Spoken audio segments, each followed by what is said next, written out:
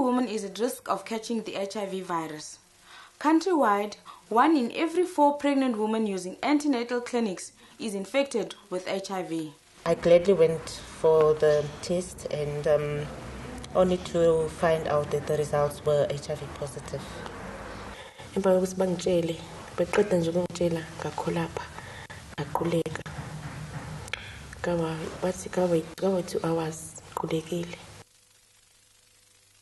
I think again there's a perception that there's a very high core risk group of women who have HIV, and I think that what we're seeing is that it's ordinary women, if you like, it's average women who are coming through infected.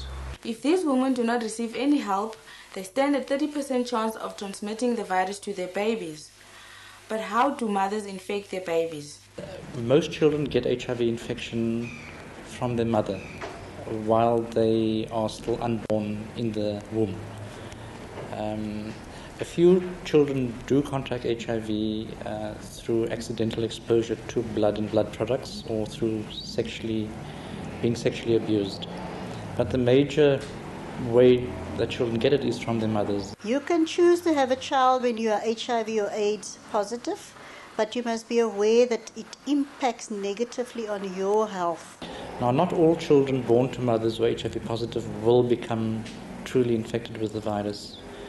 We estimate that probably about 30% of these infants will become truly infected. I had a feeling, just psychologically thinking, that obviously if I'm positive, obviously the baby would also be positive. So I asked my gynae if I could have an abortion, because I didn't want the child to be born positive and suffer, because then I had a bit of information of how people suffer, people who've got HIV and AIDS. In South Africa, a law has been passed which gives mothers the legal right to decide whether they want to continue with their pregnancy or do they want a termination of pregnancy.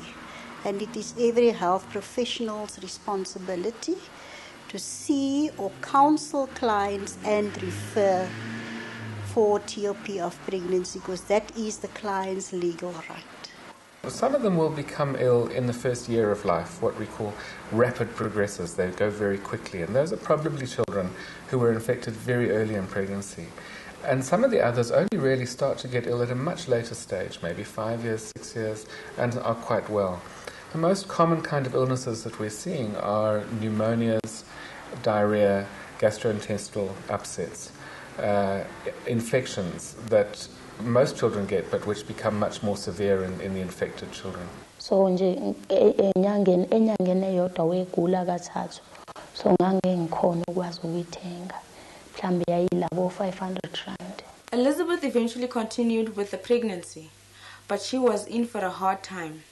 Sometimes Bernice would be in and out of hospital. I must be honest, I did lose hope when she fell very ill, when she was 3 months old, when she went flashy and she had diarrhea and she just went weak, and I thought that was the end, she's dying.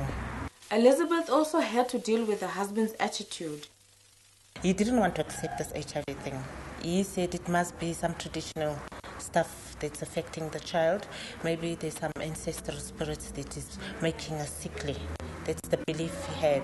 And he asked if we should rather go to his father and seek some help, some traditional help.